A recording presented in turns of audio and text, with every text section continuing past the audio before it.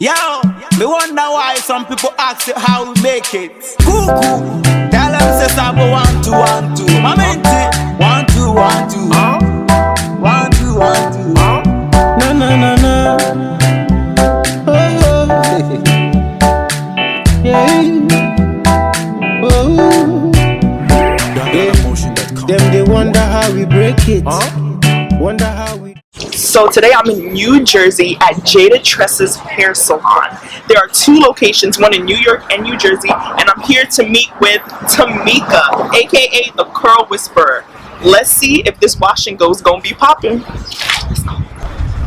I'm so happy to be here. That's great to have you. YouTube, this is Tamika, aka the Curl Whisperer. Nice to meet you. And I'm here to get a wash and go for the first time at a hair salon. So I'm super excited and nervous, but I know I'm in good hands. Yes. All right. So let's get this started. Yeah. I'm just gonna unravel your twist now, just to take a peek at everything. What the first time wash and go does include is a deep conditioning treatment. Okay. Prior to anything being done, I'm gonna explain to you step by step what I'm using, how I'm using it. This is so that you can better, your education on how to apply the product to your hair. So how often should people deep condition? Deep conditioning can be done at least once a week, once every 2 weeks if your schedule permits. Don't go 1 month without doing something intensive. Oh wow. So the longer you go in between gaps, the more intense you would sit under a dryer or leave it on longer hours overnight. Okay, this way it's going to just be a month from now that you're going to do it again, so you feed it as much as you can. So how about shampooing though?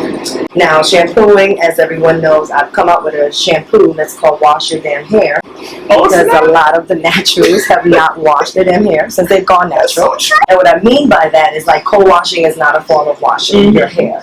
So if you would put it in aspects of, would you go running, jogging, 90-degree weather, and decide to go home and just jump in the shower, rinse, and only, blot yourself and then throw some lotion on, no, which is equivalent to you doing a co-wash, then why would you do it to your hair consecutively back to back as your routine thing?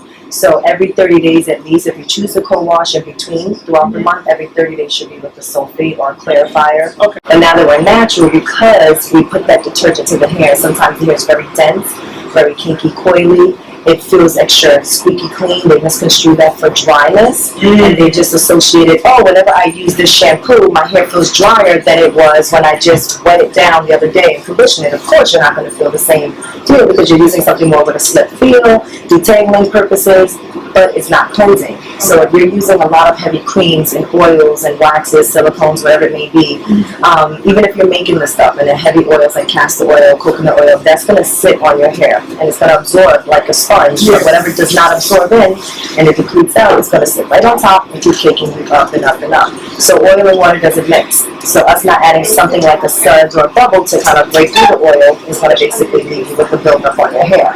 So that's why some people get that very dull effect to their curls and they're like, my hair's just not shiny. Naturally, we don't have shiny hair. Okay. But when we put all that product on top of it, it looks even more dull. Okay. So then when you wash it, you'll see it's going to be a whole new shine to the hair. It's starting to take like a new breath in a sense, and then it's going to be open and ready to receive that deep treatment and those new oils way better. Pre-wash, which is the mineral clay that we're going to remove all the buildup from your hair and your scalp. It goes on your hair dirty. So you can put that on your hair dirty and dry. You're going to just run it through. You use your fingers to kind of separate all the knots and tangles that have happened. You can do a wide tooth comb, a Denman brush, or your fingers again to kind of rake out all the dead hair. That gives you a little bit more hang time because of the mineral clay that comes in and bonds and gives you that weight. But then it brings out more of your curl pattern. So if you do have a buildup and it's been acting up and hasn't shown you what your hair true potential is, putting that on kind of whips your curl back into place a little bit. Slow down the growth in that area. So I get this question a lot. Do you have tips for growing hair? Drink lots of water, take your vitamins. The same oil you put on your hair, you should be putting into your body. Okay, like vitamin E oil. Vitamin E, Tamika usually gets more into that, but you could do like vitamin E oil, the olive oils that you cook with. If you can get like a hemp oil, things like that, it's better to ingest them as well because you have to remember the hair grows from outside, like from inside of your body. Yes. So It's not just what's on the outside. In order to grow in healthy hair, you have to be putting the same things inside too. Would you say massaging your scalp also promotes growth? Yeah, absolutely. So after you shampoo, when you put in your deep treatment, you can put in like your oils or anything on the scalp, and then you'll massage them in. It helps to promote the blood flow. Okay, this is after I wash out the deep treatment? No, this is when you put the deep treatment in. So as soon as you put the deep treatment on your hair, you're gonna then go in and put some oils into your scalp, and then you massage them in for at least 5 minutes. Wow, I never knew that. Okay. There should be no conditioner on your scalp. The conditioner is for your ends and mid-shaft only. Because what happens is if you put the conditioner and it gets to your scalp and you don't rinse it out enough, that causes flaking and dryness and irritation. All right. Not every conditioner is meant to stay in. Okay. That's like putting soap on your skin or anything else, and it's not meant to be there, and then you leave it, you're going to get irritation, redness, yada yada. So it's the same concept when it comes to conditioner. Wonder how we break it. Wonder how we do it.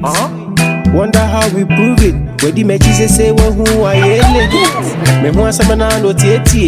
Them not real. Them faking. Tie ba trouble fainting. When's the last time you detangled your hair? I think I detangled like 10 days ago when I co-washed. And what did you use to detangle? My fingers. Okay, so that explains it. There's a little bit more than average amount of shedding, which is not bad. It's just from... Oh, nah. It's not that bad. It's just from you not using anything but your fingers to detangle. So basically the hair just kind of goes about midway down the shaft and just sits there and accumulates. So you can feel it as you're combing through. So you'll realize that maybe the first inch or two of your hair you can comb with no problem, and then you'll realize you start to struggle. That's just the dead hair that's just sitting around, wrapped around the rest of the hair and needs to come out. Oh, okay. Yo, my hair is so soft. It smells. Yo, smell my hair, smell my hair, smell my hair, smell my hair, smell my hair. Not the camera. And a lot of people with tighter textures who are trying to retain as much length feel that they don't need to trim as often because they're looking to grow the length out. But trimming doesn't necessarily take away from your length. It just helps maintain the shaping of everything, keep your ends nice and healthy, keep the split ends that occur in the single strand knots that we all know we play with when we twist our hair for occurring and actually receding up, which ultimately breaks the hair. And that's the problem why we can't retain the length, because it's all choppy and breakage. When should people trim? So trimming should be done 4 to 6 months routinely, just to make sure you keep away. Doesn't matter the length, it could be a tapered cut. We still need to kind of form everything.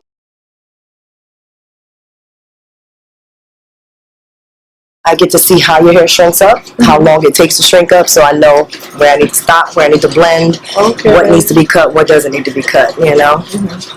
And if it's all blown out straight, I wouldn't know that this is, you know, the problem area where it shrinks up more and this hangs down. Everything would look like it's pretty uniform. True. Once you get to this point here where your ends are acting up, this is when people are like, when wet, how do you know how to trim?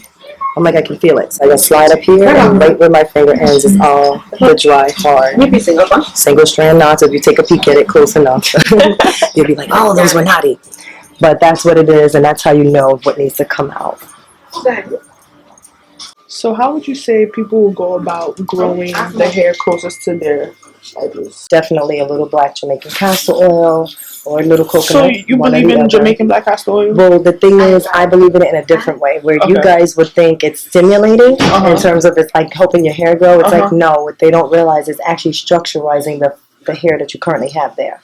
So your hair, for an example, again, is finer. So your hairline here may be even finer than what you have throughout your head. So what coconut oil and castor oil is doing is giving you that structure and that protein to keep those hairs there. You're rubbing it in every night, so in your head you assume, oh, it's actually growing. But you should mix it with something invigorating, something tingling, whatever that is for you, plus some vitamin E, healing agents, and some aloe oil, and that would be perfect for the hairline here. Just keep going over. And it's also zinc. You should take zinc. When we're in our 20s, we deplete that out, so it's gone. That's a mineral that we don't think about. We might look into our iron levels and everything is all good, but nobody remembers zinc. And zinc has a lot to do with our hairline hair.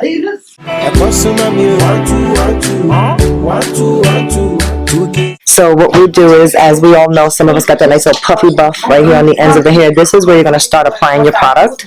We're going to start with the sweet butter in a section about this big. We're going to use about a quarter size amount. I'm going to apply it to the ends of the hair.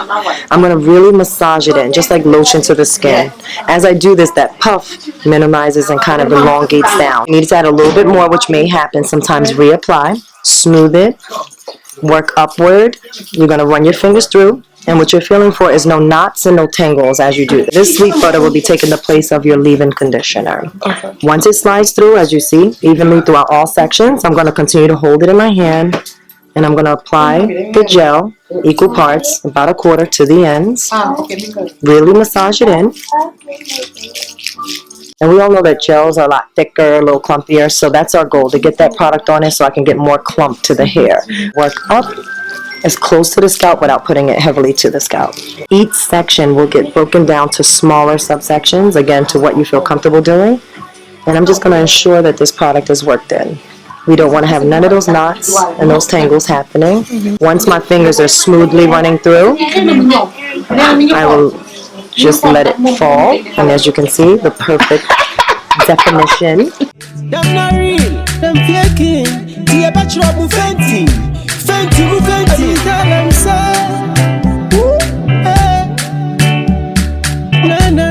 You're going to use your fingers like a comb and just rake through. Now, when you're doing your own hair, Philomena, I want you to be able to use your body language to help you out. So tilting your head over from side to side is best. Okay. So that the way I'm getting this angle where I'm pulling the hair towards me, you would get the same pulling downward.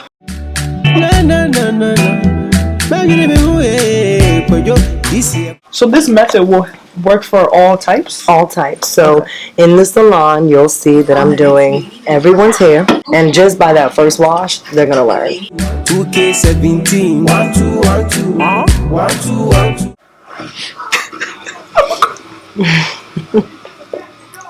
Tamika, you blessing me.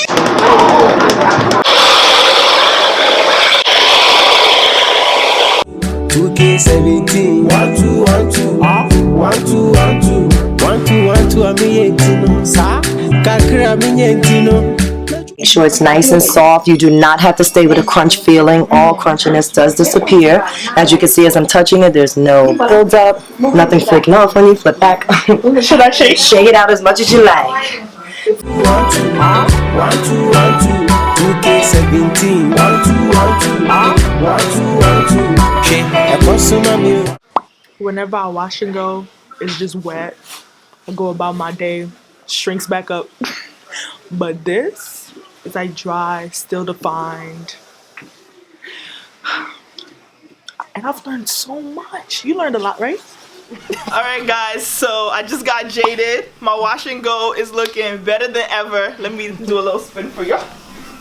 Okay, so I'm gonna need y'all to come to Tamika. She's in New Jersey and New York, and I'm gonna leave all her information in the description box plus the discount code. So thank you guys so much for watching. Remember to like, comment, and subscribe. Have a blessed day, and until next time on NaturallyPhilo, keep it naturally. Bye. Bye. Peace. Article Wan, yeah.